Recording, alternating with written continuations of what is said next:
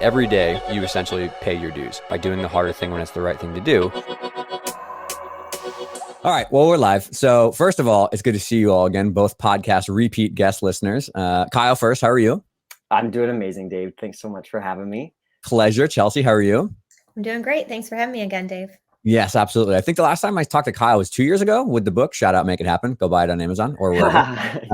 That was the last time, right, Kyle? That was the last time. Yeah, I've been obviously following your stuff, and congrats on all the amazing shifts you're making happen. Thank you. Oh, funny. Right? I love it. But Fun fact, when this episode comes out, we hit 1 million downloads actually just recently. So that's awesome. A wild milestone. But also speaking of books, Chelsea, didn't you just put a book out? Chelsea Challenges? I did. Crazy. Let's go. What is that? I'm not gonna lie, I didn't follow it. I don't know exactly what happened, but what is the Chelsea Challenge? Come on, Dave. No, it's okay. Not like you have. I did them this morning. I did all of them this morning, but I didn't. No, the funny thing is, it's on my desk. No, I was super excited. It was just something wanting to get thoughts down. So this one we kept very light, very positive, and it's short. But it's just lessons that I've learned that I hope that some people can relate to and get something out of. Yeah, that's awesome. That's great. And shout out to is that John Chang who did that photo? That's like one of the best photos ever in the front. It is. I know when we were picking out cover photos, I'm like, it's got to be that one. So yes, I definitely, we gave him credit on the inside cover because I was like, got to. Fun fact, before we dive in here, I met John 10 years ago at a camp when actually Alicia too. And somehow we get to talking. I was like, John, someday when I do my wedding, will you do the photos for it? And he was like, absolutely. And this is before John was like super famous. You know, he was still just like the average famous and his wife like that. So I still got to have that in my back pocket, you know, when I get married, is that John said he would do it. It's probably gonna be his daughters now who are awesome, but any Chang photography is quite amazing. Only if you do that same pose that Chelsea did. That'd be so funny. Oh man. Yeah, that'd be hilarious. That's in the contract, the small print that I have to flex like that at my wedding. Anyways, that's too funny. All right. Well, on a different timeline, an idea thought. So this podcast has been long, I think, in the slow motion role. I feel like one thing that's always current in podcast feedback we get, but also like Twitter and like conversations when I'm traveling, is like this whole conversation around age and training hours. And, you know, the landscape of gymnastics, in my opinion, has changed so much in the last 5 to 10 years that I think for good reasons. But I think we're still all like dancing around, you know, ages and training hours and, you know, coaching education around this topic. And I think it's a good conversation that has changed, but this is a conversation and topic I feel like is impossible to discuss in any way, shape, or form except long form content to like have a thought process discussion. And so this was actually set off by Kyle's tweet a couple weeks ago. And then I just texted a bunch of people and said, you know, you guys clearly have way more experience at the elite level than I do. So I have one perspective as a medical provider and someone who I guess looks at a lot of programs, but I don't have the perspective of a coach or someone who's been in the elite world, or obviously Chelsea, your role now. I think it's good for us to have a discussion here around what things are good, what things are bad, maybe some thought process things we haven't really considered yet. But yeah, that's kind of where we wanted to go. And I think maybe the best place to go is just go around in a little bit of a rotation and just go big picture thoughts first, and then we'll kind of dive into subsections. So Chelsea, ladies first. So maybe what are your thoughts on all this first? I've thought a lot about it, especially today, just knowing that this was coming and reading the outline. I have a lot of mixed thoughts about it. I will say first, because, you know, if the age limit gets raised, my experience would have been vastly different. I mean, I got to compete at my first Worlds when I was 15, because even then that was the rule. If you were 16 and Olympic eligible, you got to compete at Worlds year before. Now that's not the case anymore. You have to be 16 to compete at a Worlds. So that is where I'm conflicted. I know, but there are so many good points to training a little bit differently, training smarter, letting the skills take the time to develop. Maybe you're doing the skills, maybe you're doing them soft, maybe you're learning all of this stuff, but you're not putting it hard when you're 10, 11, 12, even though you could do it and you could probably do it safely. But then how, are you going to compete it, and how long are you going to compete it? What do you want to get out of the sport? Where do you want to go with it? There are so many factors that go into it that I agree completely that this is just not an easy, quick discussion, or there's not an easy, quick answer or quick fix to all of it. But I do think for me, training from when I was a kid, then training again as an adult, it was vastly different. Yeah. And I took, the conditioning and the body preparation and the rehab and all of that so much more seriously, and spent so much more time doing that versus from when I was a Mm. kid. Mm. And I saw the benefits, and I'm still, like, now, even though I'm not training, I'm still seeing the benefits of working out, and having a different mindset about it. So I do think it is a great discussion to have. So I am looking forward to see where this just goes. For sure. Yeah. Kyle, what about you? Yeah, I threw that tweet out there because sometimes at night I, sit around and I think, and I start to just wonder, like, where is this sport going, and where do I want it to go? Where do we collectively need it to go in order for us to create healthier cultures? And I've been hearing so many stories of those who were in abusive environments, and just thinking of little ways that we can shift that culture in any sort of way that we can. And I think that raising that age creates a lot of different things that Chellsie alluded to there, is like creating more independent environments, more autonomous environments for athletes. I think there's two ways you can coach. There's two ways you can parent. You can be like militaristic and be demanding and create that controlling environment where the athletes do what you say when you say to do it. Or you can create the environment where the athletes get to have a say within their program, where they get to have agency, where they get to really place an emphasis on their conditioning and their rehab and on their nutrition. And I think that stuff does come with maturity. I just don't think we can expect that from, young athletes. And so, yeah, I'm excited to explore where this goes, but I think the sport is already moving in this direction. And I think one of the things I think often about is, why doesn't the leadership just take the bold step and say, this is it, this is the age, and there are a lot of statistics to support the fact that it's women's gymnastics. It's not called girls artistic gymnastics. It's women's artistic gymnastics. And I think the way it was is not the way it will be. And I just want to make sure that we have constructive conversations around, how do we make this the best for the athletes? That's all I think about ever. And I want athletes to leave the sport feeling like they had a very positive experience, and that they're empowered in their lives beyond just being an Olympian.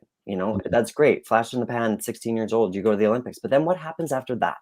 I love the longevity. I love watching Ellie Black be at her best, be a mature, responsible, amazing role model and leader that I would want to put in front of my daughter as someone to look up to and aspire to be. And like Chellsie, what you were doing in your adult years, like, it was so amazing and motivating to watch. I want more of that. So how do we lean into that? Yeah. No, I love that. And that's a really great kind of macro view I think we all have. And I think my input here is I will openly say, and people push back on me, is I'm clearly a little bit jaded because I see the other side of like a lot of medical stuff, a lot of surgery. So I'm clearly a little bit more jaded in terms of that. But I am lucky that at this point, through Shift and other things, it's like I get to consult and look across a lot of elite programs here in the States and elsewhere, a lot of college programs. And I work with a lot of college and elite gymnasts who are either coming in for strength conditioning or just coming in for purely for rehab stuff. So I have like multiple hours banked of hearing their stories and trying to process what happens across the whole sport. And something that I first off want to say that I see is I actually see a lot more wonderful, amazing, kind coaches who are really trying to do the right thing. And they're following the quote unquote plan that they had when they were taught in the 80s or the 90s. They're trying to do what they need to do to help the kids reach their goals. I want to go to college. I want to go to the elite team. I want to make it to Worlds or whatever. And they really are just doing the right thing. I think that there obviously, as Kyle highlighted, is some cases, unfortunately, where there truly are abusive people in their environments, and that needs to be continued to be dealt with. But a lot of people are generally just trying to get their kids to the goals that they have. And it's not like the parents are pushing them too hard. It's not like the coaches are being crazy. It's not like the kids are delusional. It just really is like we're trying to put a square peg in a round hole of this entire culture, I think, that was in the 80s and is still sifting through in training. So that's really important to say. But I have to be really honest with myself, is that I do see loads of mental health and overuse injuries in a lot of kids ages 10 to 15 chasing elite or chasing NCAA or chasing just high level gymnastics. And that's just real. You know what I mean? I think that Ellen Casey, who's a research partner, and she obviously works in the team, we see massive statistics that come through about like 70+% overuse injury rates, right? Like multiple ACL tears, multiple problems. And that's the people that are reporting it, right? Like a lot of gymnasts are not speaking up about their injuries until it gets really bad. You can't fake an ACL tear, but you can kind of push through on your back being sore. So that's like maybe the pro and the con, is that I definitely see so many people just wanting to do the right thing and maybe needing education. But I also see so much just brutal reality that I can't ignore, that like it's rough. It's rough out there. If you want to try to get to elite college or whatever, it still is a very existent problem. And I think that these conversations are the first layer to trying to find, okay, what can we do as a sport working together to make new guidelines or educate coaches, or like Kyle says, maybe have some more hard lines in the sand. And I think that's my view on it right now. It's a lot better than it was 10 years ago. 10 years ago, I was like, bruh, there's no, like, we're not going to make it. Like, there's no way we can get through this. But now I think more people are kind of evolving, and there's people who are maybe replacing some of those who are older school a little bit.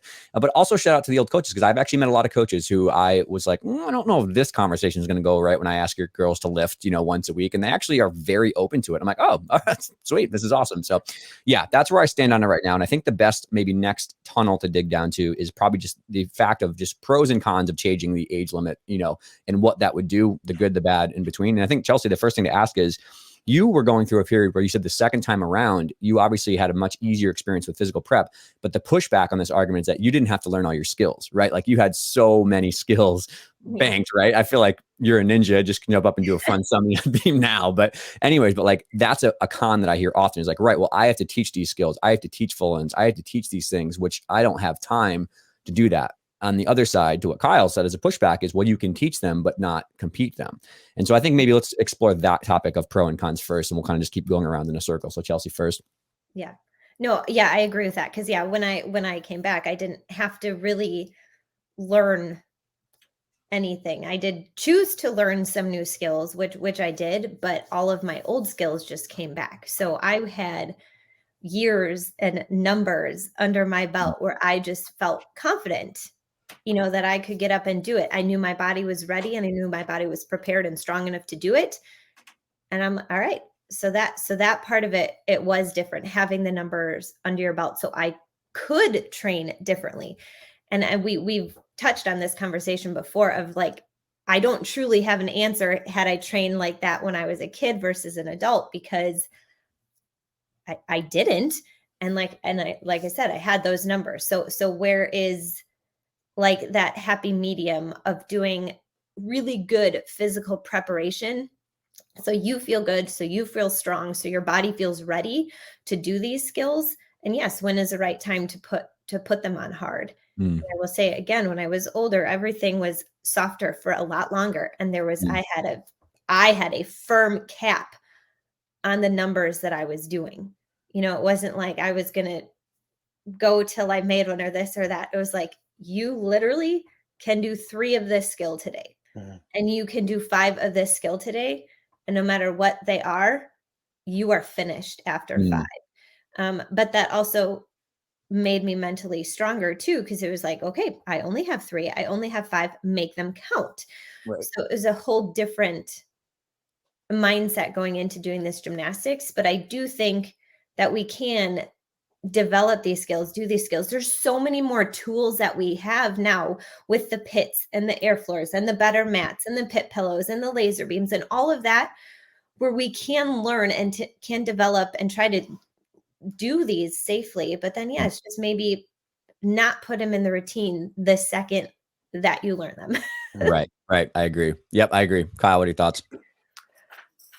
I always think back to when I was a kid, and I could do a double layout when I was 10, no problem. But Kelly my coach, never let me compete it. He's like, okay, you can do it onto like the woofie. That's our big soft mat that we land on in the pit.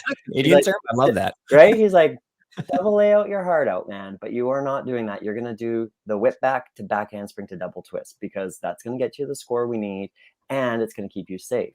So I think it's that balance. And you do see a lot of coaches who kind of, I see them try to show off their young athletes who can do the, I think of Alexis Brion always, who did the double twisting, double back, and did the double full in the first element, or in the first flip. And it's like, that's really cool that she could do that. I love that. But was it safe for her to do it on the hard floor when she was 12? Like, I just don't know what the value in that was. I think often about, like Chellsie said, the efficiency and the use of time. And I think a lot of time we think gymnasts have to train the 30 hours a week. But is that really the truth? Like, I want to challenge that. Like, do we really need to? Or can we go in and say, okay, you have 5 today, and you have to make them as efficient and as good as you can. And you only get 5 tries. We're not making you stay on beam until you do the series 5 times in a row perfectly. It's like you get 5 chances, and let's make the best use of those 5 chances. I think that does play a role. And that's why you're seeing the older, more mature athletes being able in those competition situations to be able to deliver. You watch Ellie Black on beam, and I'm going to bring her up a lot in this conversation because As you should. well, she's Great. she's great, and she's better than she's ever been, and mentally and physically she's so strong, and that's taken decades, like 2012 till now, to build that up. But Ellie can go and hit a beam routine because Ellie knows that this is how I do it. And so I think teaching that more in the gym is a great way to go about things. I don't think that changing the age is going to necessarily eradicate abuse in the sport, because abusive coaches are going to find a way. Like they are going to find that power dynamic and that control and use fear and intimidation over their athletes. But I think if we can have athletes be older, then, you have that age of majority, and they are consenting adults, and they're able to have a larger role in the decision-making process. I know when I was a kid, gymnastics, I hated conditioning. It wasn't the fun part. Doing the flips was the fun part. That was the fun part. So we have to find that balance. But I think there's a shift too, because conditioning for us back in, the 90s was a punishment. You made a mistake. You have to climb that rope. And I think it's completely changing the mindset around how we approach conditioning and physical preparation. It's like, we do this to make us strong. But it can't just be that for kids, because then kids hate the sport. I've seen so many little kids that go in and they get put on the elite track, and then all they're doing is rope climbs and over splits, and they're like, I don't want to do this anymore. So, but I think you can do it, like Chellsie said, in a way where it's soft and it's supported, and you can get the repetitions and the mind. Like, I'm 40, I can still do a double front layout with 2.5 twists off trampoline. And my brain just does it because I learned how to do it when I was a kid, and I repeated it over and over and over. But I did it in the soft environments. And I think that's the place we need to go. Yeah. And I think this is probably where I give Nick all his flowers, right? And so Nick was going to join us here, but he's got some prior conflicts. But I think Nick is a really good maybe vessel for this. Is like, Nick is very big on the fact that you can train all of these skills. Like, you can train a double twisting your Janko when you're 10, no problem, with soft surfaces and doing like, the vault trainer, stuff like that. There are so many ways, to Chelsea's point, to train the air awareness, to train the skills, and get somebody prepared. If you have a young, hotshot who loves gymnastics and they're super supportive and they really want to go high level, then I'm a fan of doing whatever you can to support the kids' dreams. I really am. Like, I think I sometimes get pinned as someone who's trying to pull kids away, but I actually want you to be in the sport for as long as you can and do whatever you want safely and as healthy as possible. And the only reason I push back on some of that stuff is because I see the collateral whiplash of, problems down the road on the medical side. And so I think that education is really a huge part of this. And I don't mean education about like the reality of what can go wrong, but for those coaches that truly just want help, like, okay, well, what do I do with 20 hours if I have this kid who wants to get to level 10 and get a scholarship to go to whatever university? Like, what do I do with this 10-year-old that's really there? And I think that is maybe a huge opportunity with all the federations, not just here in the States, but everywhere else, is to be like, okay, can we have some consensus statements on what does a 20 hour, 25 hour per week level 10 who wants to get to college, what does that practice look like? What is that? Was it 20 hours? Is it 25 hours? And what do you do within that, 5 hour, 4 hour window? If you just get in and you do a quick warm up and you just do 4 events for like 45 minutes each, then do conditioning, go home, like, I guarantee that's going to be an overuse injury or some sort of burnout that comes out down the road. So I think there's a huge opportunity to get, maybe this is an organizational thing or something that Shift does, but like, let's take 5 or 6 of the smartest coaches who have wonderful years of success with really high level athletes. Let's take a bunch of really intelligent medical providers who work in gymnastics and a bunch of other great researchers or execs or boards, and just sit down for a couple hours and hash it out one day and be like, what do you think? How can we have a consensus statement that's not like published data, but like the best recommendations we have right now for what you should do with these kids? And I think that is something the medical world does really well, that I think gymnastics could substantially benefit from. Because I understand the argument that Nick has said this and many others have said this. It's like, okay, if we just change the age, we snap our fingers, it's 18, it's not going to change overnight, because there's a huge downstream effect of like, okay, well, that has to change at tops, that has to change at developmental camp, that has to change at meets, right? It's like a very different argument. And I think the only way you can make progress is, okay, so maybe you do have an age guideline change, but then also you have to educate coaches on what to do. But also there has to be opportunities for them to learn about flexibility methods and strength methods and how to do a Yurchenko safely with the right technique, right? Like these things need to be taught to young coaches for them to feel like, okay, I can do something with this time.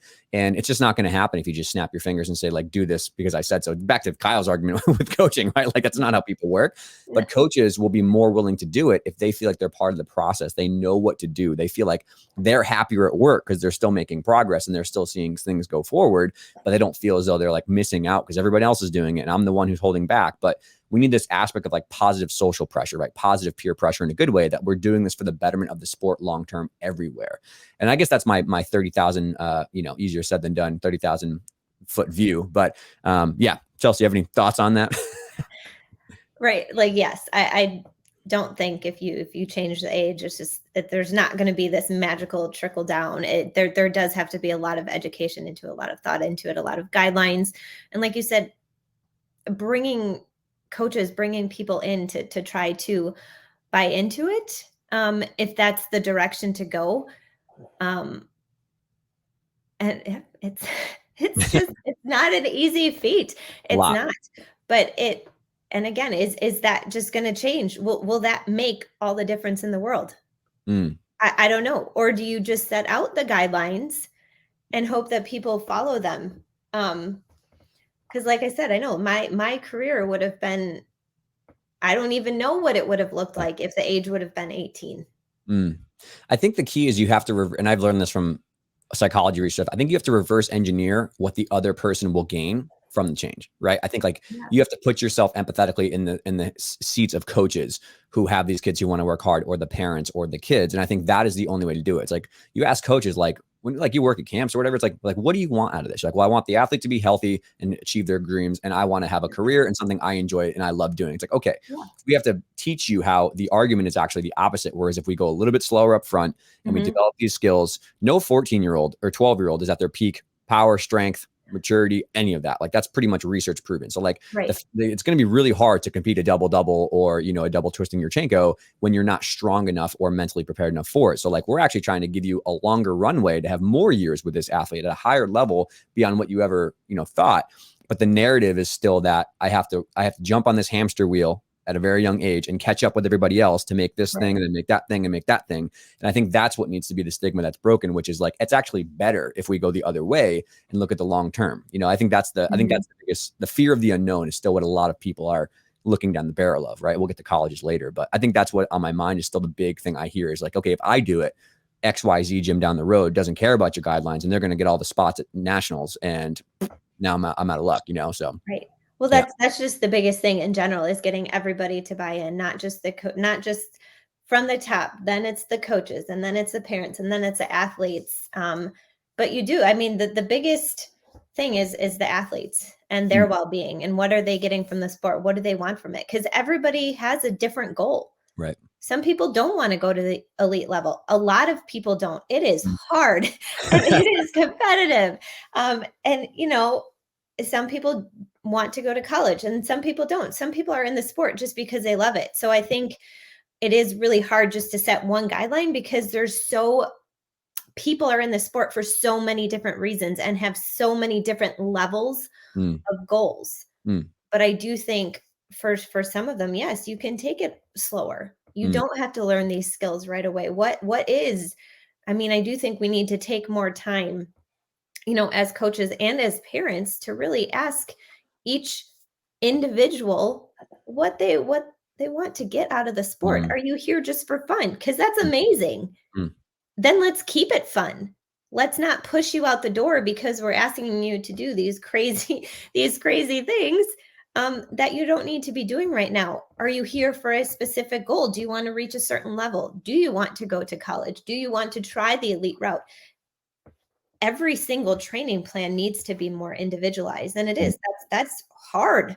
But yes, ultimately, we just I want every person in the sport to leave feeling fulfilled and that they got something out of it and that it was a positive experience because I feel so lucky with mine. And it was so hard learning that so many people don't have good experiences.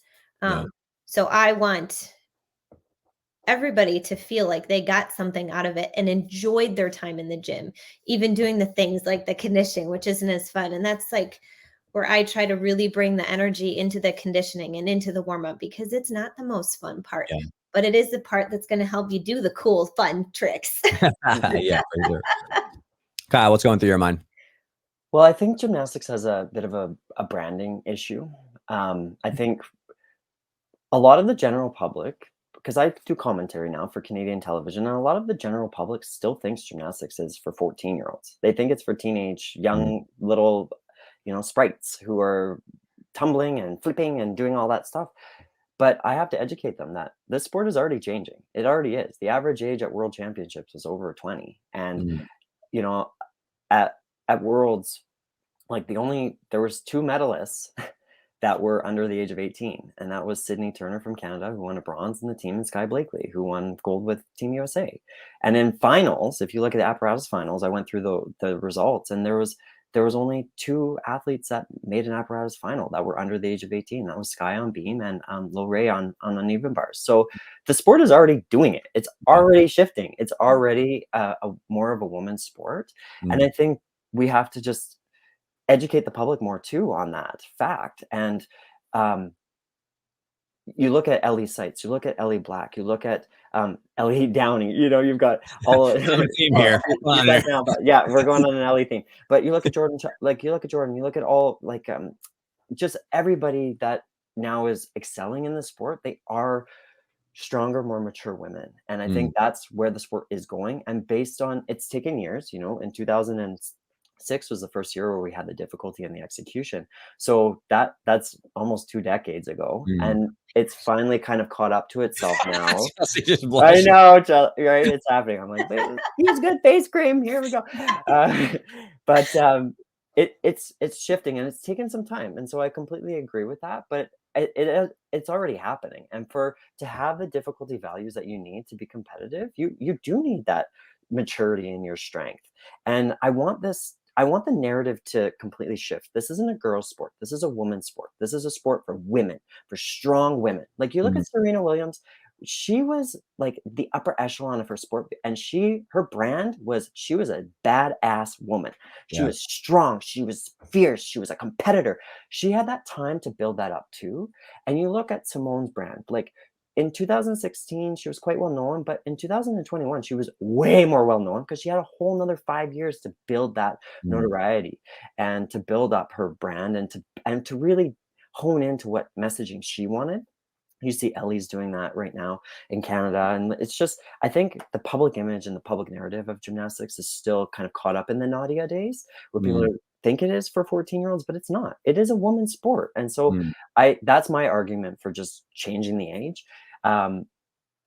Is that it's already happening. Like, it's already here. And with that, a solution that I have is having a junior worlds for 16 and 17-year-olds.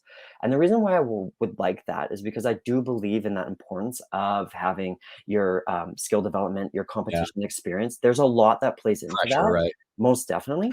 But the World Championships has a lot more riding on it than a junior worlds would. You've got Olympic qualifications, you've got funding, you've got all that kind of stuff. And Chellsie was a great example of someone that could handle it. But I think a lot of 15 to 18-year-olds, 16 to 18-year-olds, that's a maturity level, that pressure and that expectation. I just don't know if that's something that is healthy to put on to people of that age. That's a lot.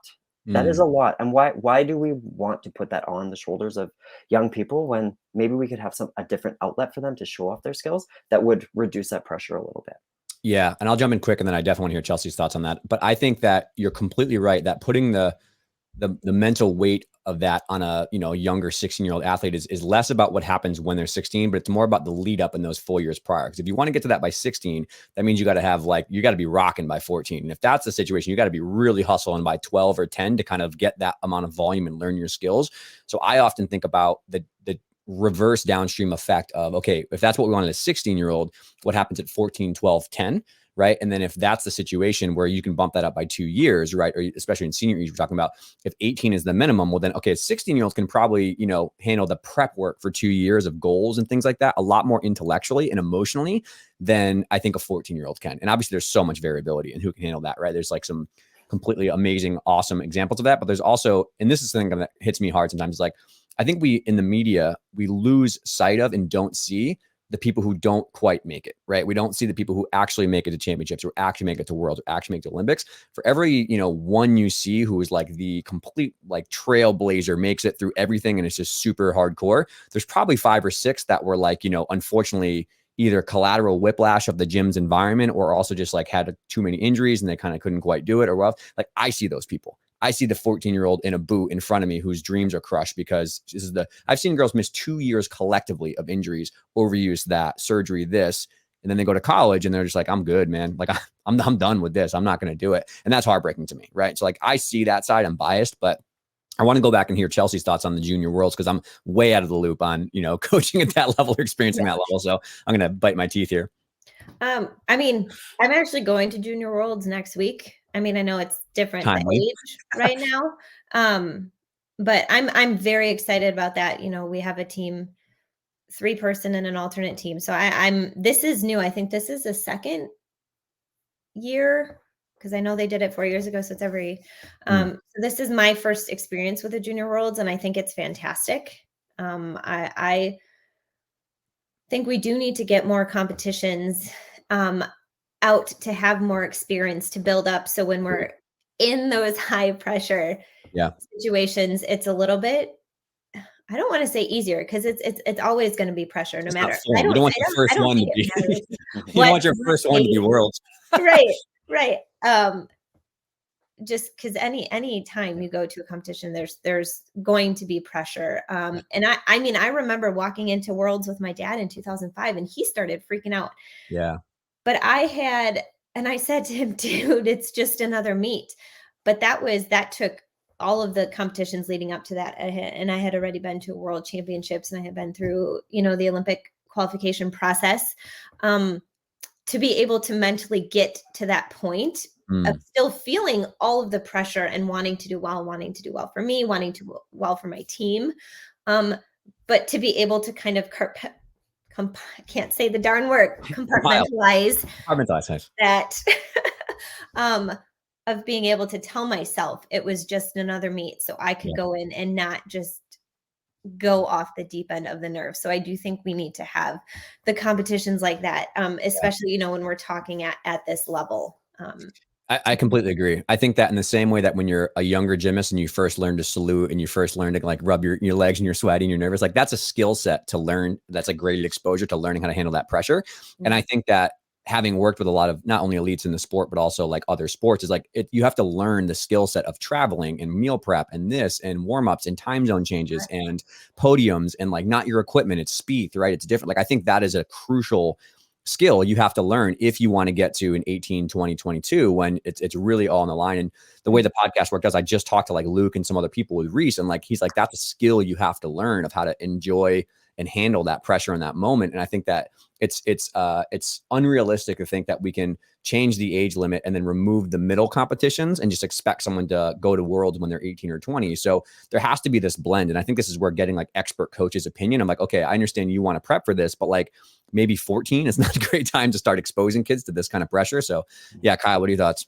Well, I think it's really, like you guys said, important for young athletes to be exposed to the best in the world at their age, for sure. I remember going to international invitationals when I was 14 years old, going to Europe and competing against the best gymnasts from Eastern Europe. And that was motivating. My gosh, I came home, I was like, whoa, they work so hard. Like, I need to up my game here. But it also gave me some comparison. I was like, oh, I won vault. Maybe I am in their league. So it was super motivating. But with that, there was no pressure on, like, the world won't come crumbling down if I made a mistake. It allowed that opportunity for failure. And I think that's what we need to encourage for that age. I think the stakes are just so high at a world championships. And for a lot of countries, like for Canada, our funding is solely based on how we do at a world championships. Like there's something called Own the Podium, and that looks at results, and results equal funding. So if you do well at a worlds, then your team gets more funding, therefore you get more opportunities, right? You get better supports. And I think that's just a lot to put on a young person. And I don't necessarily believe that it's necessary. I do think what is necessary is competing. I think you get familiarity. It's like when you drive to the place for the first time and you're like, where am I going? And then the second time you drive there, you're like, oh yeah, okay, I understand this. And you get more comfortable and familiar. I do believe in that. But what I'm trying to do here is to have a conversation about shifting the culture of the sport. Yeah. And I think what's been wrong is that we've put all of this pressure on young people who might not have the physical and mental maturity to be able to deal with those moments and to be able to move forward in their lives in a healthy way after being exposed to all of that. I just want to ensure that, like Chellsie said, athletes leave the sport feeling like they are fulfilled, they had a positive experience. And I think the older you are when you're doing the sport, the more autonomy you have, the more independence you have. Right. You get control over a lot more of your training. And I think that's the direction I want the sport to head. Yeah. Yeah, I agree. And I think it'll be a great transition point. 2 points. So one is I was talking to a friend of mine who's was on the senior men's team. And he said for the first time when they did an international competition, he went and saw like how the Japanese guys swung horse. And he was like, oh, wait a minute. Like I got some more work to do. So that was a funny anecdote. But also to that point is it's timely that, Reese and Luke just talked about this in a podcast, which is Reese is just like world-class phenomenal on pommel horse, right? He did everything right. All went perfect, train. And the Olympics just didn't work out. Like it just happened to be not his day. And like Luke said, in the moment, it was crushing, right? But in the opposite, it was probably like the ultimate fuel that someone at Reese's level needs to keep going and keep improving and keep training, right? And then of course, when the next competition came internationally, he crushed, right?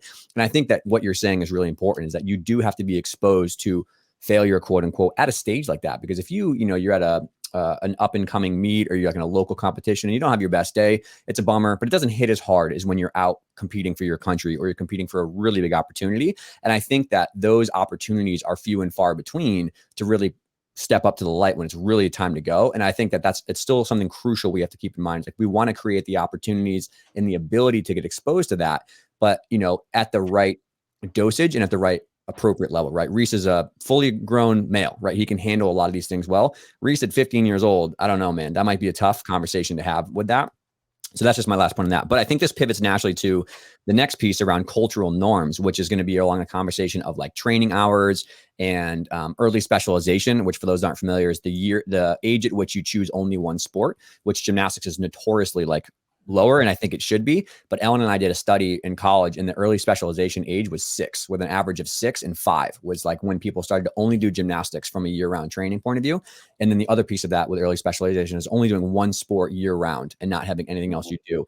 And I think that this is a absolute Pandora's box, right? And I can already feel the heat in my email inbox. But I feel like we'd be remiss to not talk about these things as well on the back of the training age, because they're integrally linked. You know what I mean? So let's maybe go down to the thoughts around training hours per week and kind of like some changes that we've seen. And I think Chellsie already alluded to a little bit with quality, but yeah, Chellsie, what are your thoughts first? Well, yes. I mean, I'm a huge advocate for quality over quantity. But again, that it's getting, the athletes too, to buy into that and really trying to figure out what their goal and what they're there for. And it's so different because, I'm in the gym, I'm at my parents' gym and I'm coaching, and then I'm, at the national team, and I'm not there as a personal coach, obviously. And those are, it's 2 completely different levels, but I do think we can be efficient with our time and our training and what we do. And just starting again with a different group, I can see how efficient we can be with 30 minutes to warm up and to get some conditioning and get some shaping and get some drills in.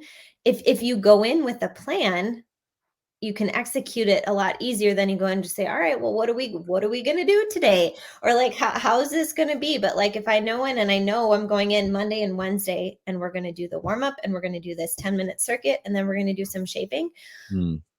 I feel that 30 minutes was so much, we got so much more out of it than if you just go in and warm up and be like, okay, I think we'll do this, and I think we'll do that, and I think we'll do this. So I think even more has got to be on the coaches to figure out like a plan, and you need to have a plan. I don't believe that this is a sport where you can just go in and fly by the seat of your pants. Right. Especially if we're talking about, how are we going to make the most of our time in the gym? What is going to be most effective and most efficient and help every athlete who comes through here help their bodies be strong and get strong and stay healthy as we can, because obviously accidents are going to happen, and that's just an unfortunate part of life in the sport. But it's having a plan and not just showing up and being like, all right, this is what we're going to do.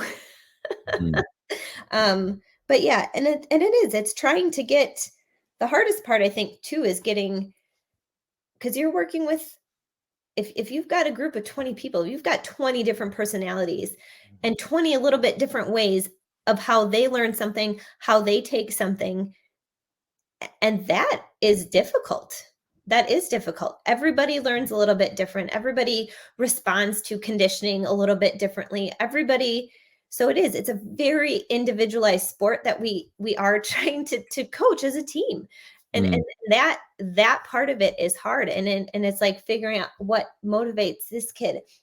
So you can have a group of all the same level, but they all probably have a little bit different goal of what they want to get out of gymnastics. So I mean, it's just, I'm just saying, I don't have the answers, because it is a lot. Yeah. You are asking a lot of one coach who might only be coaching a group of 8, but that is a group of 8 individuals that learn a little bit differently, that respond differently to training, that respond differently to conditioning, that all probably have a different goal of what they want to get out of this sport. And, and then you throw in the parents, because they might have a different goal of what their kid actually wants. We'll definitely get there.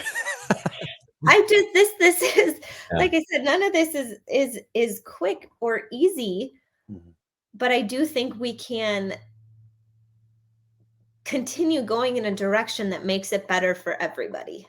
I would agree. And like I said, that is my goal, is to make them, like I said, enjoy their time in the gym. Know that if they make a mistake, it is not the end of the world. I just had this conversation. It's okay. It is okay that this didn't work out today. It is not the end of the world. Tomorrow is a new day. And if it doesn't happen, that's okay too. This isn't going to make or break something. And so I think having a little bit more empathy when we're coaching and kind of taking a step back and looking at the big picture. If they don't do something today, is it really, in the grand scheme of things, going to make a big difference? Probably not. Yeah.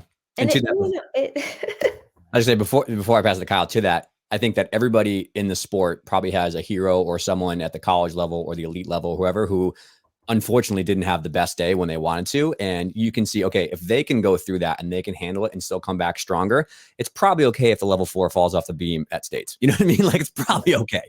And I think that that's a good thing to look up towards, people who you aspire towards, and see, like Ellie just talked about this on a conversation where she's like, yeah, like, I still have mental blocks. Sometimes I still get frustrated. I still have days where it just doesn't work out. And I have learned through experience that it's okay. And that's part of it, And I think her coach Dave is also on that point too, of like 10 years, 12 years in, multiple Olympic cycles, things still happen, man. It's still human. And I think, like, when you see some of your superstars go through the same troubles that do it, it helps to, ease the sting a little bit and realize, like, it's going to be okay. So Kyle, what are your thoughts?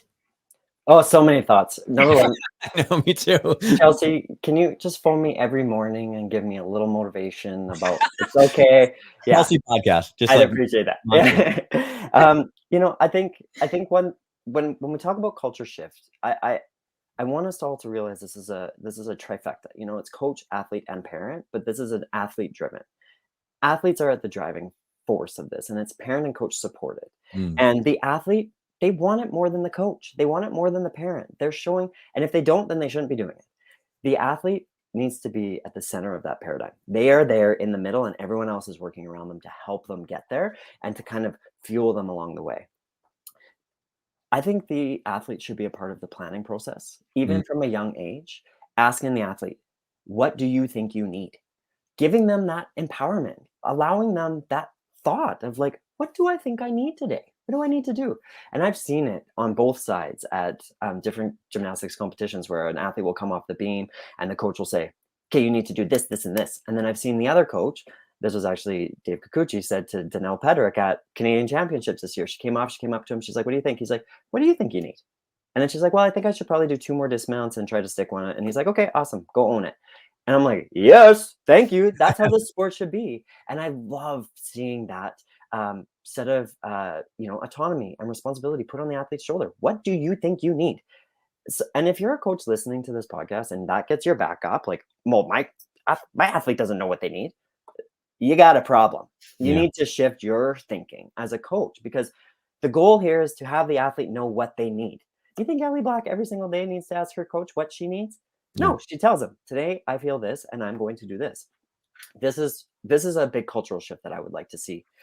Going to the training hours. So I'm a 40-year-old dude now, and I am having this like kind of crazy deprogramming happen. And I talked to Kelly Manjak, who was my coach for many, many years, from 6 till 22. I talk to him every week, like at least once, maybe twice. And we talk about these things. And I'm like, man, I used to train every week in the summer. And we would get like a reward at the end of the summer for training every single day of every single week. And Kelly and I talk about that, how that was actually probably wrong. Like, now he mandates 2 weeks off for all of his athletes. He's like, 2 weeks off in the summer. And that was something I was afraid to take, because it was like, within the gymnastics culture, you can't take a day off. If you take 1 day off, it will take you 2 to get back in. If you take a week off, it will take you a month to get back in. Wrong. That is wrong. That's not the way it works.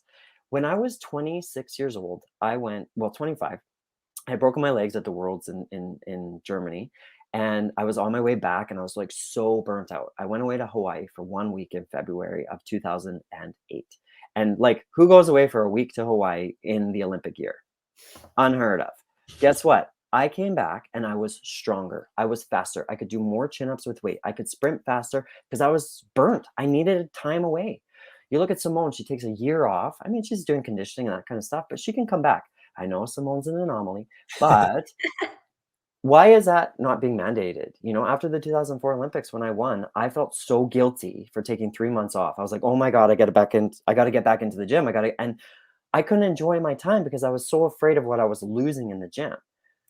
I want the science, Dave, to show coaches and to show our community that it's actually good to take breaks for your physicality and for your mental side. I don't think you need to train a bajillion hours, and I think we need to have breaks, and that needs to be more of a conversation to have off seasons within our sport and doing multiple things. When I was done gymnastics, all I knew was gymnastics, and I had a big burnout. I had a big depression because I didn't know who I was if I wasn't Kyle the gymnast. And it's taken me almost 15 years to figure out the things that I love to do outside of gymnastics physically. And I think if I would have had more exposure when I was a kid to other activities, I would have been able to transition into life and sport outside of gymnastics a little bit easier. I still do gymnastics. Obviously, it's my choice because I love it. But, I was afraid to go skiing. I was afraid to like try snowboarding. I was afraid to try all these things because I never did it when I was a kid. Yeah, and I can hop in and be the dork in the room I pulled up some dork. This is something I'm good at, right? So I'm not going to go through all of it, but I want to share with people who might be like, I need cannon fodder to have a conversation against this, because like I think that's what I and Shift is good at, is providing the medium. But there is an enormous amount of research, high quality research, and really great journals that essentially link year-round training. So only doing one sport. I think it's more than 9 months out of the year, all the time, and never taking breaks. That's year-round training. And then early specialization, which is one sport before the age of 10.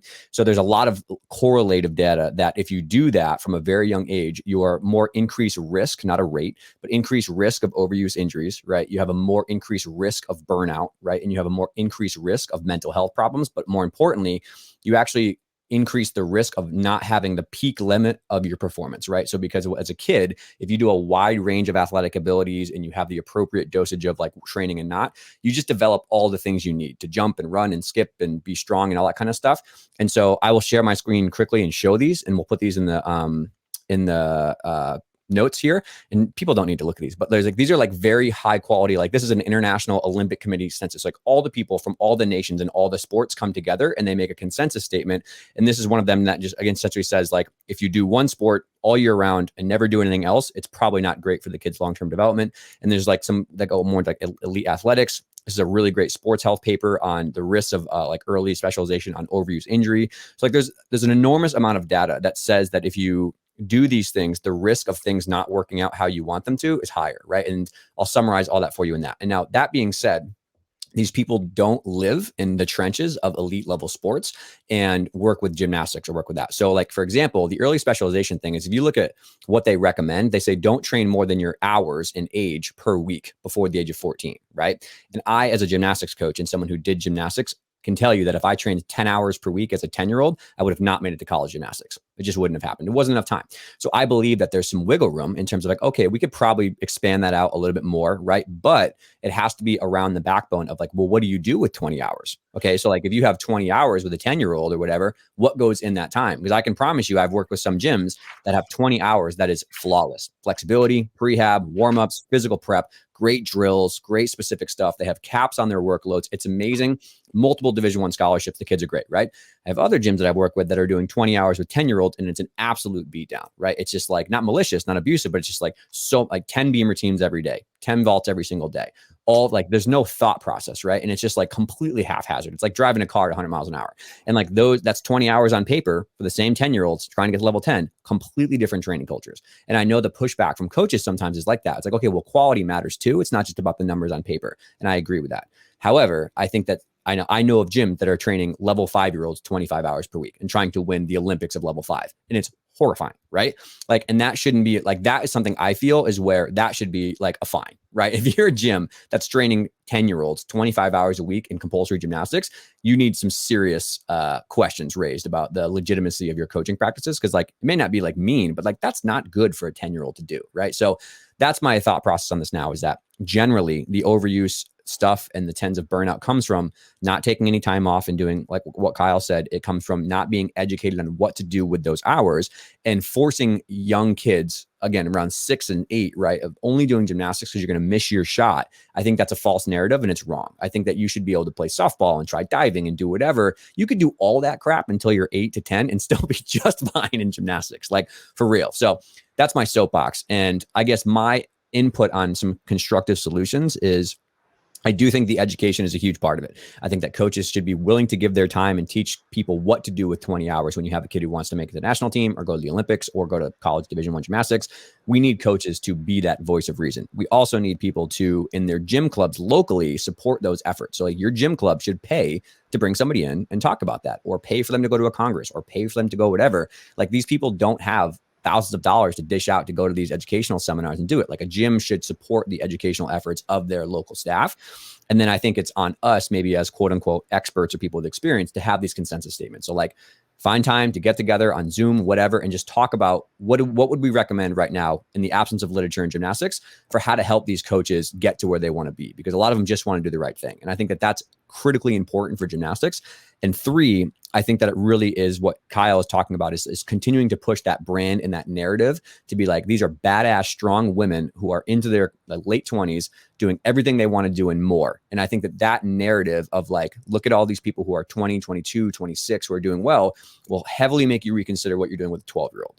Right. And then, of course, there's like the ego piece of letting that stay at the door and not doing it for, I mean, parents sometimes, unfortunately, are like keeping up with the Joneses. They're trying to like stay on Facebook that, talk at a dinner party about their level 10 daughter. And it's like, all right, bro, let's calm down here a little bit. So there is that aspect of it. But like coaches need to be responsible to educate parents about level setting expectations and not allowing that in their gym. Like, okay, we don't push 12-year-olds just because we want to put it on Facebook. So yeah, that was the longest rant that I have. But I hope that summarizes the research pretty well. So Chellsie, what are your thoughts? There was a lot in there. I know. I get rolling and I get excited and it runs away, but it's also like a lot of pent up anger, probably from frustration. So it all comes. I'll charge you guys for an invoice on therapy after this. It's cathartic. Oh gosh, that was a lot. I'm just trying to. Yeah, Kyle. Let's go, Kyle first. Chellsie can click. Go to Kyle. That's fine. Yeah. My thoughts are like this. Yeah. I apologize. Well, I think this is why we have these conversations, because it's putting it all out there and then picking the best things and figuring out how we move forward and using those things. Repetition is super important, as we've discussed, and you need time for repetition. You do, to get those numbers, to learn to catch it on bars or on high bar. You need to do it over and over and over, and sometimes come close and sometimes come far and start to figure out. But I think it's changing the language around how that works and asking the athlete, what did you feel in that? How how did you do that one differently? Try this different. And it's like having, like Chellsie said, that real high awareness and quality within the work that you're doing. So you might not necessarily need the 36 hours a week of training. I think that's creating little robots. You show up, it's like you're in the military and you're just doing the work. And I want to create the culture of a more independent environment where the athletes are showing up and like doing the numbers, but doing them super efficiently and super effectively and super aware. Like you're not just chucking the skills, you're doing it each time with an awareness of how it's feeling within your body. Because when you're in those big meets and you're competing on those big stages, you need to know what you need to do and how you got to get those toes up. But you also have to rely on the automation. In a way, you can't be thinking too much. You have to be doing. You got to kind of let it go. I do think there's a balance though. And what I'm trying to propose here is that it's okay to take breaks. It's not the end of the world to take breaks. Actually, let's change the language around that. It makes you better. Why can we not mandate breaks for athletes after a big championships, like a 2-week off? Because the reality is, and I'm learning this more and more as I get older, a happy person is a happy athlete. A happy person is a happy business owner. A happy person is a happy parent. So you have to be able to nurture your life just outside of gymnastics. And you're seeing it so much more now, I think, with the athletes who, and I love this, that this is happening in the US, is that you've got some of the top athletes in college getting their education, going and learning how to compete, being stars in front of 10,000 people. And it is so cool to see them having these experiences. They're happy. It appears to me that they are happy people. Yep. Also happy athletes. And what can they bring to the national team camps? What can they bring to the world championships? They're going to bring so much amazing qualities and skills that they've learned in that college experience. And I think that's something that needs to be more and more encouraged across the board, is that you can be something other than just a gymnast. You can be a student, and you can be, you can even be a parent, and you can do gymnastics still.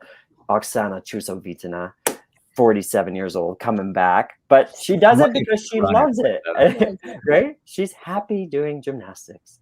It fulfills her life, and she's something other than just a gymnast. And I think that's the goal here, is creating happy people and then happy athletes. Yeah. And I really enjoy that thought process. And I think that I definitely want to hear some Chellsie thoughts here. And then I think I want to shift the end of this podcast towards like an uplifting, what are some possible constructive solutions? Because I know there'll be a lot of federations and stuff probably listening to this. So Chellsie, any parting thoughts on the hours and things like that, or what we talked about? And then we'll kind of wrap it up with some constructive ideas. Yes. I've said it already. Quality over quantity for me. And that is trying to teach it and to let the athletes take ownership of that. And you kind of said that, but one of my favorite questions, always asking, instead of giving a correction right away, saying, well, what did you feel on that one? Tell me how you thought. And they kind of, sometimes they'll be like, what? Yeah. I'm like, okay, we'll do it again. And next time I want you to tell me what you thought or how you felt or what you were doing. So then they're a little more prepared for it. But yes, trying to let them take more ownership of their gymnastics, so they know that these are the ones that count. And yes, we absolutely need the repetition to get comfortable with doing these skills. Do I think, the whatever you said, the 5-year-old or level 5s need 25 hours? No. Then I don't think you're being efficient with your time, in the gym. Just being a parent now, I don't want my son only doing gymnastics, and he's not only doing gymnastics. He's doing basketball right now, and he loves it. And he did play football, and he's going to do baseball again. And I think we need to give these kids the opportunity to do these other sports and to try these other things. Because you also touched on it, and I did too. After 2008, it was just, I was completely lost. And I had no idea what to do, if I wanted to do gymnastics again or this or that. But you lose your identity for this sport. And it was for a good reason. I loved it. It was my job, and that's what I treated it as. But I didn't know who I was outside of it. And that was really scary. And it was a really dark time mentally, because there was no schedule. There was no expectation. Like, okay, what do I do? So finding things that also fulfill you outside of the sport, I believe is very important. Definitely. And one of the biggest things I love to do is just go outside and walk. I mean, that's nothing crazy, but we spend so much time inside if you can get outside or do this or do something like that clears your head, and like just doing that like brings me joy. Yep. If people can find some other things like that to be outside, or even just like to be active like that, it's a whole different way of thinking about it. And that's, I think too, what made me better the second time around, was because I had 3 to 4 hours in the gym maximum of 3 days a week, or where I was doing gymnastics. The other 2 times I was in just doing conditioning. But then I switched back to mom mode, because gymnastics wasn't the top priority. Right. It was more like number 3. You know, my kids were important. My husband is important. My life here that we've built is important. And then I'm doing gymnastics. I'm doing it for fun. Right. So like I said, it's still, and so much of this, that's the hard part too, comes with age and maturity and learning, because I wouldn't have, and I didn't think like that when I was a teenager. I thought it, only gymnastics. And I'm not saying that was worse or wrong or whatever. But it is hard to teach the younger people to buy into that kind of thinking, and the parents and the coaches. Because I didn't, like I said, there was no way I would have thought like that when I was a kid. It took going through the Olympic process 3 different times, getting married, having children, and then doing it all again for completely different reasons.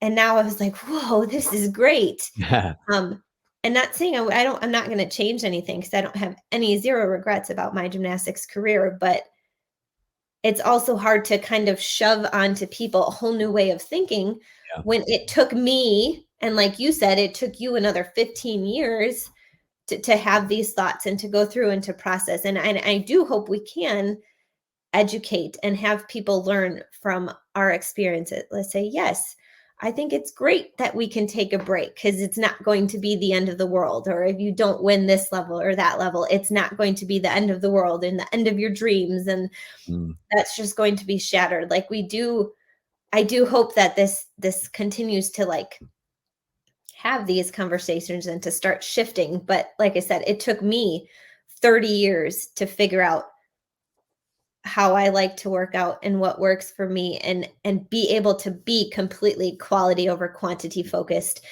in the gym when I was training. And even just now when I do my workouts, I have such a different mentality about it that I never had when I was a kid, because it took me those years to learn it. It took me those years to be like, okay, it is quality over quantity. It is focusing on your body and the movements and that connection that makes this conditioning even more, efficient and effective. But I think we are headed in the right direction. I do think it's possible to help the shift. But like I said, it took us all of this time to figure it out for ourselves. Yeah. And I think before we button up this one on, I think I just want to highlight a couple examples of, I think a lot of times people don't realize that the quality over quantity thing is what some of the highest level athletes are doing. And I think there's a bunch of examples that pop out, but one is like Miley and Tammy Salciani. Like I was very fortunate to be at Miley's gym doing consulting work and some other things when she was like 15. And she was just like, the way they treat a 45-minute beam session is completely not what I would thought. I thought it was like, go, go, go, fast, fast, fast, like as many as you can. But it was like so meticulous and it was so crafted. It was like, did one, lay out, step out, whatever, didn't really work out, tried this, didn't really work out. And after like 3, they'd hop off the beam, talk about it, look at a video, do some laser beam drills, think about some stuff over here. Then she'd go up and try one more. And then she'd like hop back. Like it was very like fluent, constructive feedback, open loop. And I trust me, the reality of busy gyms with a lot of kids, like you can't do that, right? It's a one-on-one training, but like that mentality can still be taken globally across your gym. And I think someone who does this really well is Lindsay Stansell's a club coach who's the same way. She has a lot of like kids in the gym, but like it's like a slower pace of analytic and constructive thought process. It's not just like everybody do 10 beam routines, and then everyone do 10 vaults, and we'll get our way through it. Just like if you have 15 minutes, like we'll do 10 more. It's like, it's not that mentality of like jam it all in as much as you can. I've experienced that. Nick, Lindsay, Tammy, the best coaches that I respect a lot are very critical and very analytical about what is the issue and what drills can be done to fix this and what physical prep things help support that. It's a very much like a woven fabric of coaching. It's not just like, all right, 45 minutes of beam series, go. You know what I mean? And I think people should really take that to heart. I think that the parents, the coaches, and the medical providers listening should really resonate on the fact that that approach to coaching is better for everybody. Your stress levels as a coach and the kids and everybody else involved, Yeah. Yeah. I'd just like to weigh in on something as I'm thinking about this. So I think the goal, we talk about goals for athletes, and I know there is pressure on the elite side to like be Olympians and Olympic champions and all that. But I think the overarching goal for our sport across all countries, all federations should be happy and healthy kids, right? Happy and healthy people. And so I think that overarching goal can really help us make the decisions. And Chellsie, I completely agree with you with that. Time has allowed us this space to do a bit of that deprogramming and looking back. But my question is, could we make it better for the athletes today, in their experiences, so that they don't have to spend 10, 15 years after they're done to figure out what life looks like in a happy and healthy way? When you say walking in nature, that's a place that I also find a lot of like value and a lot of like, it's a retreat in a way. So why can't something like that be incorporated into gymnastics for young people? Like, why can't that be a part of training? Once a week, the group goes for a nature walk and you talk about your goals with your coach and with your team, or you talk about team building or what you're going to plan for that week. You do that outside, in a nature environment. Just those little things. I'm just trying to pick up on all the things. Let's put them all in, shake it up, pull out the best things. But truly, like, that is connecting with nature is something we don't do a lot in gymnastics. You're in especially Chellsie, for your generation, you guys were like at the gym or in your hotel rooms, unless you were sneaking out, but that never happened, did it? Next part. Yeah, but really, like, it's you're in gymnastics jail, and that's not a holistic, happy place for athletes. So how do we create those environments?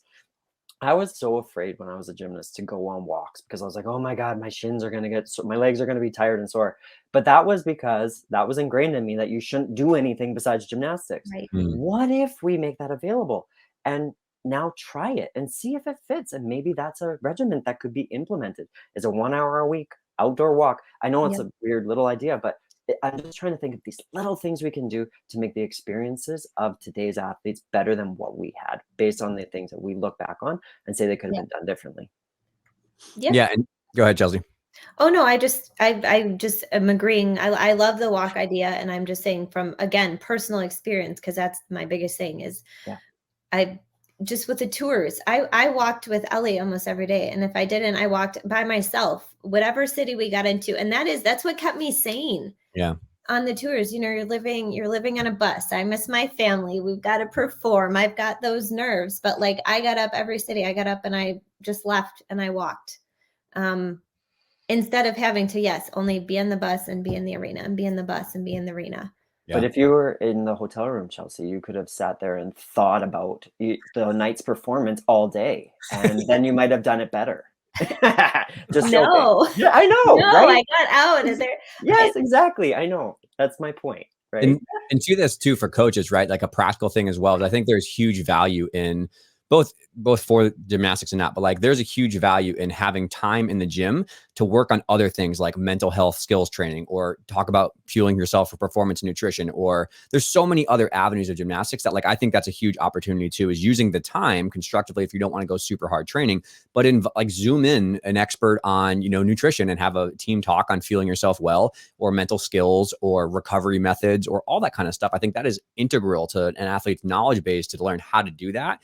But sometimes a coach is not the best person to do that, but also some of the best things that ever helped our performance, quote unquote, metrics were just like time with each other, not in the gym. Let's go to the park and have a cookout and sponsor it and just play cornhole and just hang out by the beach and do whatever. Like, there's opportunities for team building outside the gym that are enormously helpful for the pressure cooker inside of meets or whatever. Like, that's how you build glue. That's like team social connection. And I think that people sometimes don't see those as like KPI metrics of performance, but they're massively important for your culture. And I think like those are opportunities that people could use the 25 hours per week, but like maybe it's 1 hour of, you guys go on a walk and you have somebody walk with you who knows a lot about mental health and you talk about that, or you have an expert talk about that. Like, that's a huge thing that I think is opportunistic for people.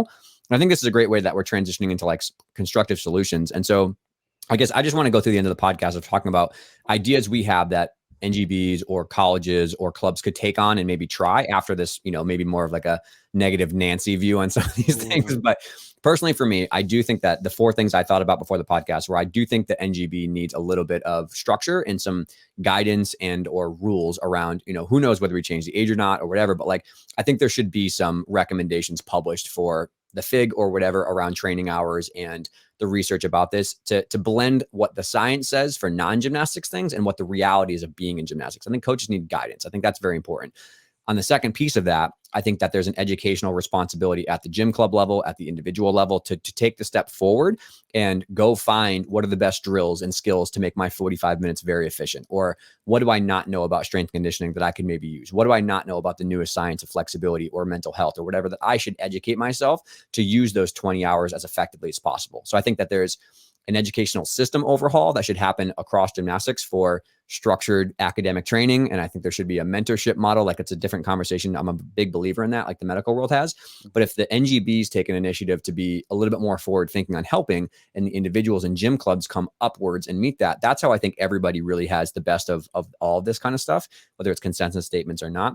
So that's a big one for me. And I do personally believe that a relatively shorter competition season with off-season time allowed and less meets, like I think it, like college is by far and away like the craziest, like 14 meets back to back in a row is like, bro, like that's aggressive, right? And I will jump on the grenade and say that I stood in front of every college coach in a meeting and they were like, why are there so many Achilles tears? Like blah, blah, blah. And I was like, let's talk about the density of season before we talk about the type of spring floor. Like, they're both important, but like, you go from elite where you do 1 meet every month or 2, and then you go to 14 weeks in a row, like low-hanging fruit, friends. Let's just talk about that, right? So I personally believe that if the culture adopted a slightly shorter season, right, in club right now, for some people, it's like November to May. And it's like, goodness gracious, like that's so much, right? So slightly shorter season with a accepted culturally off season, and then using cross training and hybrid methods of strength conditioning, which obviously there's resources for.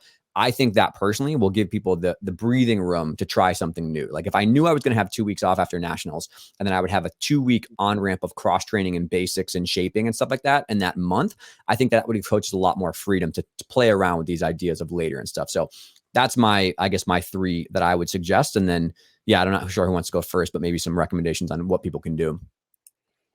I mean, I agree with a lot of what you just said. Off season, or an accepted off time. Air quotes on that one. But I think an easy solution for that, because we do this. I'm trying to think. I know we do it for sure in the summer. We're off for a week.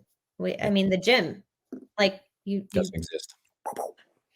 You don't get to come in. And so it's just, I think that there's ways like that where that's just what it is. Like, you don't schedule training. There is no training. The gym is closed. Nobody is in here. It's not open to anybody.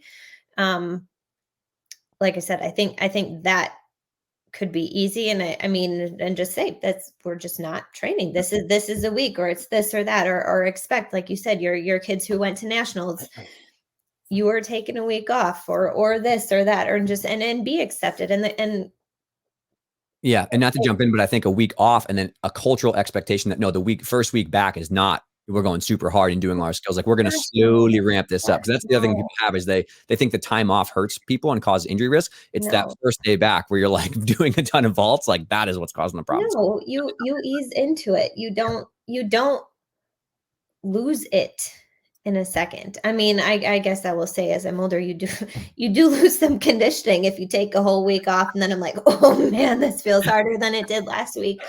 But like, when you're younger and whatever, a week off is not going to kill you or hurt you in the long run. It's going to give your body a rest. We all said this. It's going to give your body a rest. It's going to give you a rest mentally, and you might come back in more excited and ready to go. And yes, we do have to be smart about it as coaches, is easing into it. And that's okay. Like, it is okay to take a break, that week break or that 2-week break, and be able to come back more just like mentally ready and mentally excited. And you just like gain some clarity and be like, okay, I missed it. That's great. Like, you come back, you missed it. Then it shows you how much you enjoy doing it, or how much you love doing it. But like, I think as a gym too, even being like the gym owners and the coaches, they all could use that week off. Yeah. It's not just the athletes that are going to benefit from it, even though that's, who we want to get the most out of it. So definitely that. And training hours and like the young specialists, I don't think we need to start expecting children under, I don't even know. I think you should be able to explore other sports. I agree. We still have some of our higher level athletes that are playing softball or doing this or doing that. And I don't think there's anything wrong with that. You're helping build a well-rounded, happy person. Yeah. If they get to do two things they love, if they find two sports that they love, that's amazing. And I think that should be celebrated. Yeah. And also a non-sporting thing. Like if you want to do music and also do gymnastics, that's great. Like I think that's a very good thing. Like an art medium is just as great as another sport. So yeah, absolutely. I think finding the different interests and allowing the time and the grace to have the different interest outside of the sport is just going to make for a better, happy person in the long run. Or once they decide to leave the sport, they're gonna know that they have other interests outside because they've been able to explore them. And like I said, everything is still so individualized with different goals and different this and different that. But I do love the shift that we're seeing of the older athletes being able to stay around longer. And now having, especially on the US side, our athletes in college and get to go do that and enjoy that college season and get those competitions in, and then are going to come back to the elite world again. I think that's great. And it is showing that if we are smart about our training, we are smart about our numbers, that you can stick around and have this longevity if you choose. Yeah. If you choose, I think that's awesome. Like that's your choice. I think I love that we have, Jade and Jordan and Leanne. And if Suni comes back, like we have all these amazing examples of people who have done college and have also now competed at a world championships, are intending to do it again, are intending to go for an Olympic Games. Like that's really freaking cool. Yeah. So that's definitely something I've been the happiest to see, is that opportunity to put your shoes on both feet. I was talking to Jordan Weaver about this, and I was like, sensitive topic, but I know this is something that is coming on, and she's explained how happy it is to see people who can do both, so yeah.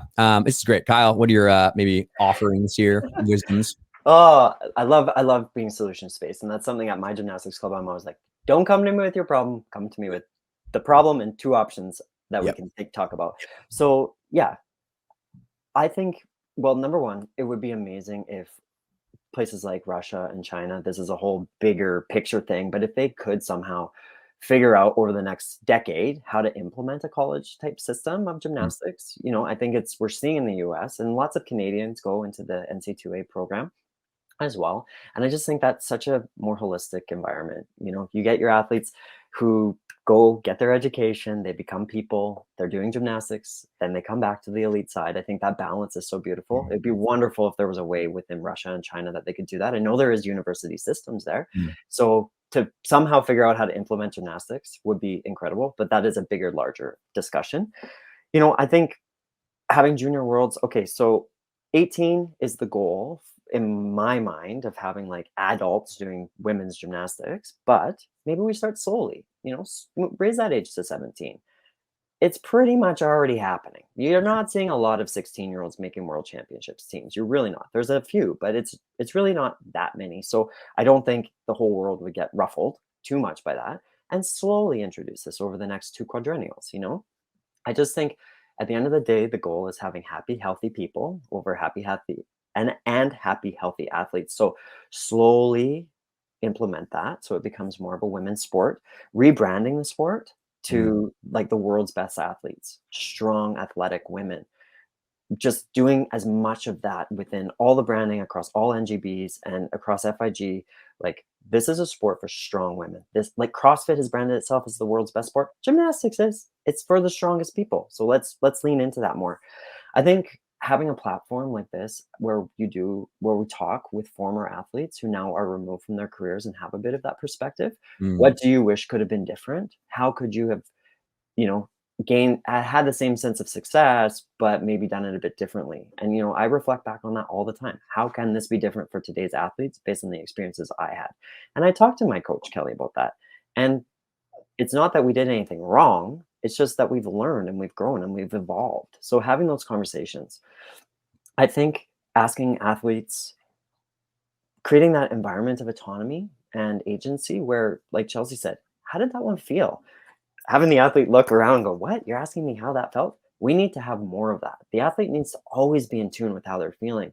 And that's a maturity thing. And that's why I advocate for the older athletes. Or asking the athletes in training, what do you think you need? Having them be a part of that planning process. These are little changes we can do to change the culture of the sport. The education, of course, I think a lot of the educators within the system are old school educators, people that grew up, you know, in the 80s, 90s, where things were different, where it was 14-year-olds that were doing the high level things.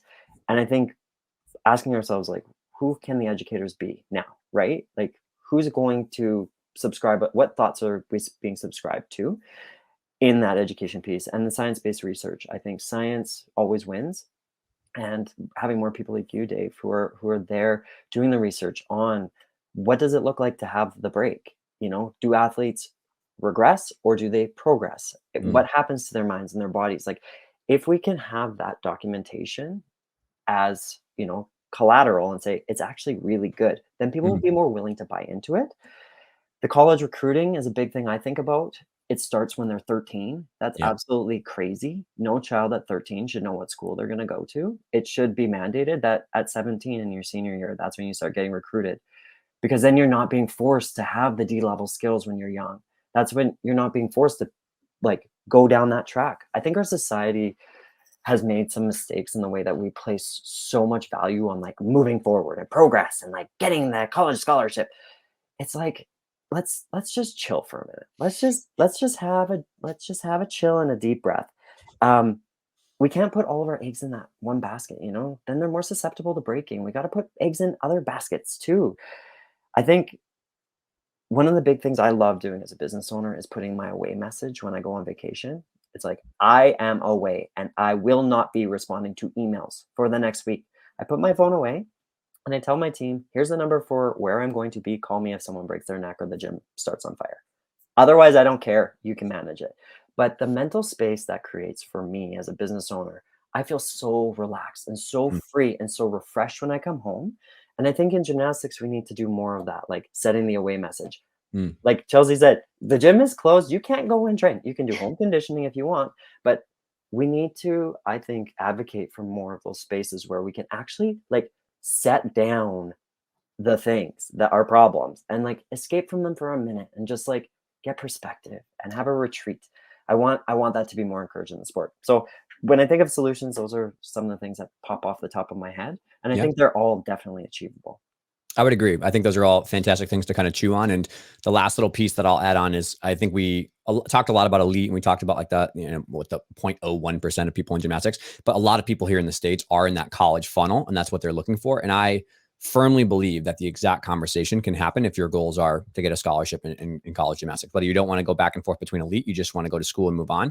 Like, I know there's a lot of fear and there's worry that if we continue this older peak, that, like, they're not going to be ready in time for college. And my constructive pushback to that is that, one, we have some of the most phenomenal high-level coaches now in the college system than ever before. You know, I think we have amazing examples of coaches who are just not like media props. They're really good coaches, and kids are getting better in those years in college.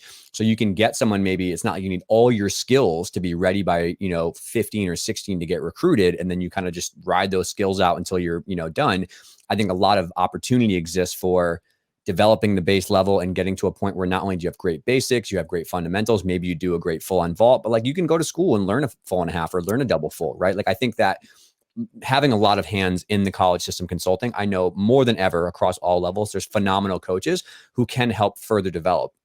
And I know from their feedback that they internally are putting social pressure on each other to not recruit early. And now there's like junior year is like the limit of when you can officially recruit. But I know for a fact that they don't want that either, because what happens is that people come to college with an enormous amount of injuries. And I'm not sure if you guys know this, but college gymnastics has the most incoming serious injuries out of any sport. So like surgeries and repairs, stuff like that. And a lot of coaches spend the first year, freshman year, just like mentally rehabilitating people back to love the sport and getting involved. And so I can promise you that the coaches don't want this either. And if the club coaches also don't want that, then we all have to collectively be like, all right, we can slow down a little bit, train these skills at 12, 13, 14, but then compete them freshman, sophomore year, get on a coach's radar, junior year, get recruited. And like, I know a lot of coaches are doing that. So I know we didn't talk about college a lot, but like there's phenomenal examples of people who are doing that kind of later model of that and getting 10 to 14 to like cross train, get your skills, be a great, happy person. And the scholarship situation can still happen. They can go to school and beyond whatever they want, have a great experience. And I think that can for sure happen. And so I just wanted to touch on that before we kind of parted ways here. But yeah, I really appreciate you guys taking time to talk about this. I think this was a cathartic reprieve of a conversation that needed to be happening, because it's just like burrowing in our sport. And I think that the only way to deal with problems and have solutions is to address it head on and have a professional conversation. So I welcome all the feedback that I know will be coming on this episode. I'm sure we missed things and I didn't talk about something or we overlooked something. So yeah, but I think this is the first step. And then maybe, we'll gather all that feedback and then down the road have a part two, maybe in 6 months time, once this gets, digested a little bit. So just want to offer you guys maybe an opportunity to any parting thoughts, and then we'll wrap it up. Chellsie. No, thank you for having me. I thought it was a great conversation.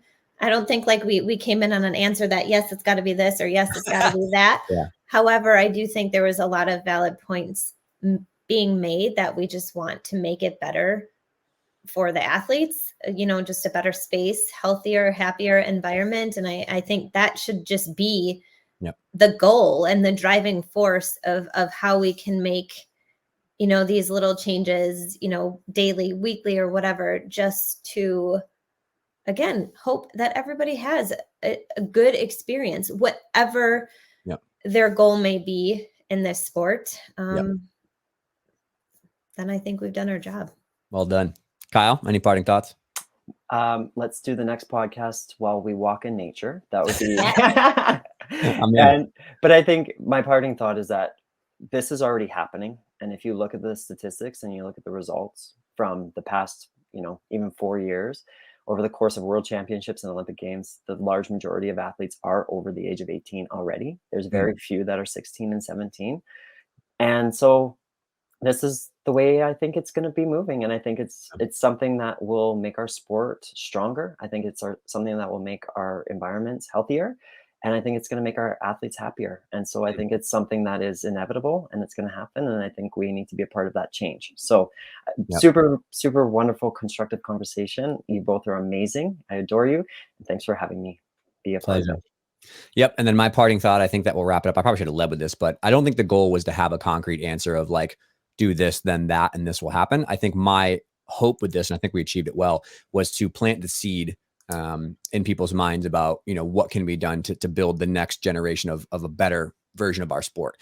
And I think that my hope is that, there's somebody on a treadmill right now who works for an NGB somewhere around the world and is like, you know what, that Kyle guy, he has an interesting thought. I think we should bring this to our next little attention meeting, or, someone in a college program or a parent, something like that. He's like, you know what, I'm going to bring this up at our parents club, at our gym club. And think maybe we can just change a couple things to move the needle more into that cultural shift and promote that language we want around like strong, healthy women, So yeah, I appreciate you guys very much for taking the time to do it. I know you are busy, but we will get this put up together and get it out quickly in the next few weeks. So thank you everyone for being here, and thank you for listening. Thank you. Thanks.